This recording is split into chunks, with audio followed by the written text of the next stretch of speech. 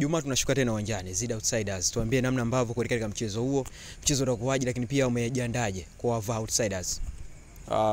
Kwa timu tumejiandaa vizuri kwa sababu Outsiders ni timu nzuri na kuzingatia game yao ya kwanza mchezaji Zid ya bingwa aliyepita JKT na wameshinda, kwa hiyo ni timu nzuri.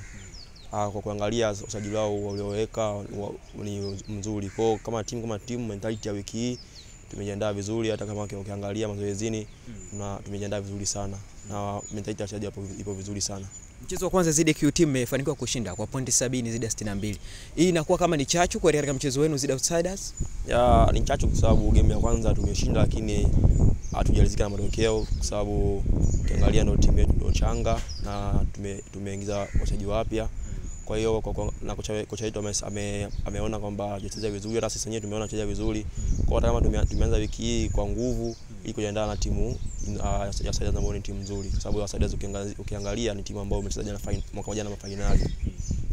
Kwa mentality ya wachezaji nayo imekuwa nzuri kwa mazoezini, pia hata nje ya uwanja tumeishi, sababu tunaangalia wiki hii tuna game Jumamosi. Kwa mentality nayo imekuwa nzuri sana kwa wachezaji. Unaweza kutuambia kocha Karabani pamoja na kocha msaidizi Bariki Kiremba wanazungumza nini hasa kuelekea katika mchezo huu wa Ijumaa?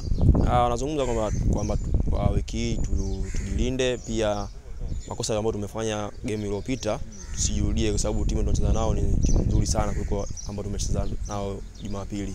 Kwa hiyo anasisitiza sana kwenye defense sana na kwenye rebounds basi. Wenyewe kama wachezaji mkikaa mazoezini huwa mnazungumza maneno gani hasa kuelekea katika mchezo huu, kwa sababu kuna baadhi ya wachezaji ambao wamepita pale katika kikosi cha Outsiders, lakini pia mpo na nyinyi wachezaji si mara ya kwanza kushiriki katika michuano hii ya RBA. Huwa mnazungumza maneno gani hasa kuelekea katika mchezo huu wa pili katika michuano hii ya RBA? Kitu ambacho tunazungumza ni kupambana tu katika ligi hii, kwa sababu ligi hii ukiangalia ni ngumu. Kwa hiyo ni kupambana sana kama game zetu ambazo zinazokuja useni kwetu.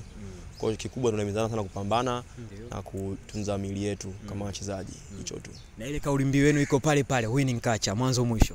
Ni kauli ile winning culture. Kwa sababu ukiangalia na maneno mawili tu marahisi, winning culture, ila kuishi katika hiyo winning culture so masiala, sababu tunaamka saa 10 kila siku. So masiala bwana, ila winning culture yenyewe.